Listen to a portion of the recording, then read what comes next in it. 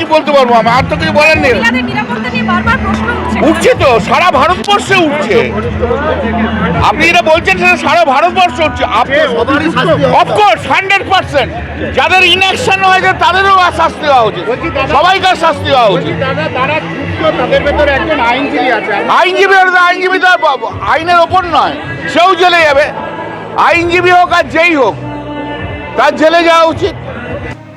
বলে প্রশ্নটা এখানে তৈরি হয়েছে যে এতটা দাপট, এতটা প্রভাব কিভাবে হয় যে একেবারে রাত্রি সন্ধ্যে 7:30 থেকে 10:50 3 ঘন্টারও বেশি সময় ধরে এই অপরাধ চললো কলেজের ভেতরে শিক্ষাক্ষেত্রের মধ্যে। সেইখানে এই ঘটনা ঘটলো। আমি সরাসরি কথা বলবো আমাদের প্রতিনিধি সুকান্ত মুখোপাধ্যায় এই মুহূর্তে আমাদের সঙ্গে রয়েছেন। সুকান্ত, যে ঘটনা ঘটেছে গত 25 তারিখ, কি আপডেট পাচ্ছ?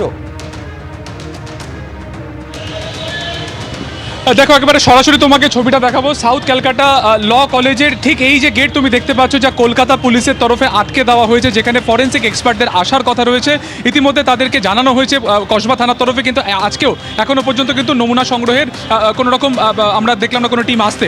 এবং সবথেকে গুরুত্বপূর্ণ হচ্ছে এটা হচ্ছে এই ঘর যেটাকে সিল করা হয়েছে পিছনের দিকের অংশের, সামনের দিকের অংশে যা একেবারে কলেজের মেন গেট থেকে ঢোকা যায় সেই গেটও কিন্তু একেবারে সিল করে দেওয়া হয়েছে। কিন্তু রুম এই একটাই।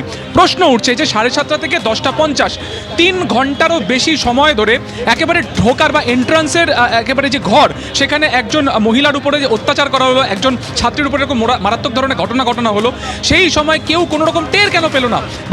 বা এই যে গোটা ঘটনা, তার নেপথ্যে কী কারণ ছিল? গোটাটা কি প্রি প্ল্যান? সেটা নিয়ে কিন্তু উঠছে প্রশ্ন। আশপাশের যে সিসিটিভি রয়েছে সেই ফুটেজ ইতিমধ্যে কালেকশন করেছে পুলিশের তরফে। অর্থাৎ এই যে ছাত্রী, সে কখন কলেজ ক্যাম্পাসে ঢুকেছিল, পরবর্তী সময় এই মনোজিৎ সহ বাকি যে দুজন অভিযুক্ত রয়েছে তারাই বা এই ক্যাম্পাসে কখন ঢুকেছিল, এগুলো নিয়ে কিন্তু উঠছে প্রশ্ন। গুরুত্বপূর্ণ হচ্ছে এই হচ্ছে তোমার south Calcutta law college main building.